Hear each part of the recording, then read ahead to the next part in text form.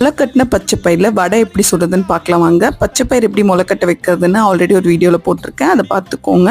வடை சுடுறதுக்கு 1 cup முளைக்கட்டின பச்சைப்பயிறு, 3 பூண்டு, 1 பட்டை, 2 கிராம்பு, 1 வரமிளகா இல்லை 2 வரமிளகா போட்டு நல்லா கொரன்னு அரைச்சி எடுத்துக்கோங்க. அதுக்கப்புறம் ஒரு 2 ஸ்பூன் பொட்டுக்கல்லையை பொடியாக்கி வச்சுக்கோங்க. இப்போ நம்ம அரைச்சி வச்சிருந்த பச்சைப்பயிறு அது கூட ஒரு பெரிய வெங்காயத்தை பொடிப்படியாக கட் பண்ணி ஆட் பண்ணிக்கிறேன். அதுக்கப்புறம் கருவேப்பிலை, கொத்தமல்லி, புதினா 3ஐயும் வந்து நல்லா பொடிப்படியாக கட் பண்ணி ஆட் பண்ணிக்கோங்க. ஒரு பச்சை மிளகா பொடிப்படியாக கட் பண்ணி ஆட் பண்ணிக்கோங்க. அதுக்கப்புறம் நம்ம அரைச்சி வச்சிருந்த பொட்டுக்கல்ல பொடி அதை ஆட் பண்ணிக்கோங்க. அதுக்கப்புறம் உப்பு, அப்புறம் 1 டீஸ்பூன் சோம்பு. இங்கே ஏன் புதினா ஆட் பண்ணுறோன்னா புதினா வந்து நல்ல ஃப்ளேவர் கொடுக்கும் இதுக்கு. அதுக்கப்புறம் எண்ணெயை சூடாக்கிட்டு எண்ணெயில் வந்து இதை உருண்டை பிடிச்சி குட்டி குட்டியாக போட்டு எடுங்க. நம்ம வடை ரெடி.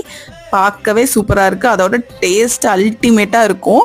இந்த பச்சை பயிரை நீங்கள் அப்படியே கொடுத்தீங்கன்னா குழந்தைங்க சாப்பிட மாட்டாங்க. இப்படி வடையாக சுட்டு கொடுத்தீங்கன்னா கண்டிப்பாக பிடிக்கும். இந்த மாதிரி நிறையா ரெசிபிக்கு என்னோட பேஜை லைக், ஷேர் அண்ட் சப்ஸ்கிரைப்.